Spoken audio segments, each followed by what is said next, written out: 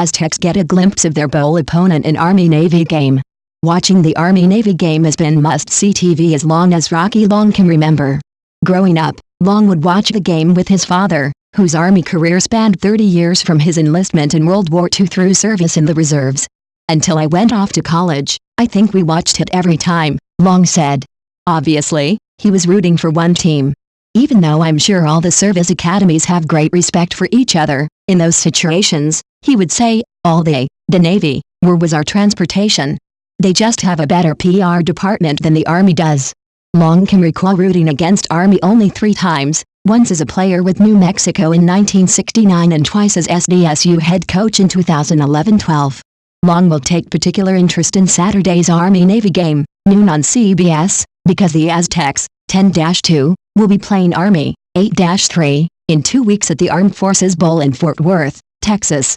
The biggest challenge is stopping a Black Knights triple option offense that leads the nation in rushing with 368.1 yards a game. We'll watch closely how Navy plays them, Long said. Navy does a lot of the same things on defense that we do. If they do some stuff that really works good, it's not hard for us to do that because we already line up like them. Long said there is another defensive alignment, one he would not reveal, that Army has struggled against this season. If they rip Navy apart, then we're going to start playing the other alignment, he said. SDSU should benefit from insight provided when Navy coaches visited San Diego. Their defensive staff came here and we exchanged ideas for 3 days last year, Long said. We line up a lot alike, but they don't run as many coverages and thought they were playing too much man-to-man. So they were trying to see how we played 5-man rushes with zone coverage behind it and all that kind of stuff. Obviously, they do some stuff that hurts triple option teams because they play against it every day in practice. So we made them tell us when they play against themselves in practice, what's some of the stuff they do. The SDSU coaching staff's attention will be divided during the game.